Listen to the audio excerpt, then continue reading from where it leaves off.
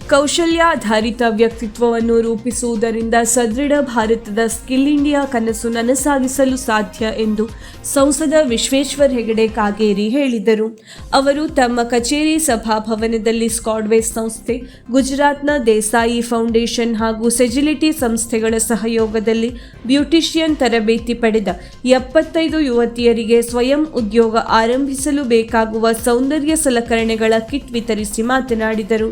ವಿದ್ಯಾವಂತ ನಿರುದ್ಯೋಗಿಗಳ ಸಂಖ್ಯೆ ಹೆಚ್ಚುತ್ತಿರುವ ಬಗ್ಗೆ ಆತಂಕ ವ್ಯಕ್ತಪಡಿಸಿದ ಸಂಸದರು, ಕೌಶಲ್ಯತೆಯ ಕೊರತೆಯಿಂದ ಆಧುನಿಕತೆಯ ಪೈಪೋಟಿ ಭರಾಟೆಯಲ್ಲಿ ಉತ್ತಮ ಉದ್ಯೋಗ ಹೊಂದಲು ಹರಸಾಹಸ ಪಡುವಂತಾಗಿದೆ. ಸರ್ಕಾರಿ ನೌಕರಿಯೇ ಬೇಕೆಂದು ಸಮಯ ವ್ಯರ್ಥ ಮಾಡುವ ಬದಲು ಒಪ್ಪಿತ ಕೌಶಲ್ಯಗಳನ್ನು ಹೆಚ್ಚಿಸಿಕೊಂಡು ಸರ್ಕಾರದ ಹಲವಾರು ಯೋಜನೆಗಳ ಉಪಯೋಗ ಪಡೆದು ಆದಾಯದ ಮೂಲವನ್ನು ವೃದ್ಧಿಸಿಕೊಳ್ಳುವ ಮೂಲಕ ಔದ್ಯೋಗಿಕ ಭದ್ರತೆ ಹೊಂದಬೇಕು.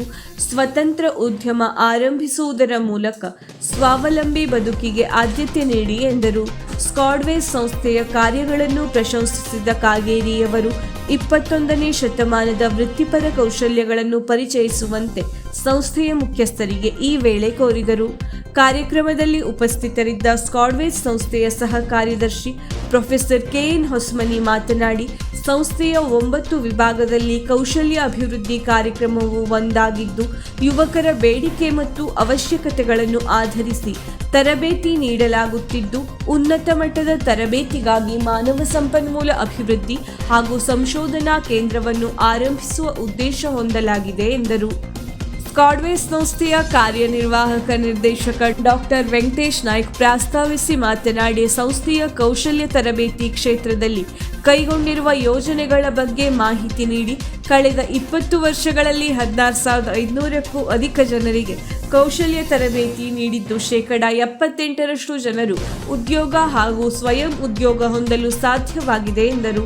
ಕಾರ್ಯಕ್ರಮದಲ್ಲಿ ಸಂಸ್ಥೆಯ ಕಾರ್ಯದರ್ಶಿ ಮತ್ತು ಮುಖ್ಯ ಹಣಕಾಸು ಮತ್ತು ಆಡಳಿತಾಧಿಕಾರಿ ಸರಸ್ವತಿ ಎನ್ ರವಿ, ಖಜಾಂಚಿ ವಸಂತ್ ಹಾದಿಮನೆ ಉಪಸ್ಥಿತರಿದ್ದರು. ಸ್ಕಾಡ್ವೇಸ್ ಸಂಸ್ಥೆಯ ಕಾರ್ಯಕ್ರಮಗಳ ಮುಖ್ಯಸ್ಥ ಡಾಕ್ಟರ್ ನಾರಾಯಣ್ ಹೆಗ್ಡೆ ಕಾರ್ಯಕ್ರಮ ನಿರೂಪಿಸಿ ವಂದಿಸಿದರು. ವೀಕ್ಷಕ ಮಹಾಪ್ರಭುಗಳೇ, ನಮ್ಮ ಚಾನಲ್ ಅನ್ನು ಸಬ್ಸ್ಕ್ರೈಬ್ ಮಾಡಿ, ಶೇರ್ ಮಾಡಿ, ಪ್ರೋತ್ಸಾಹಿಸಿ.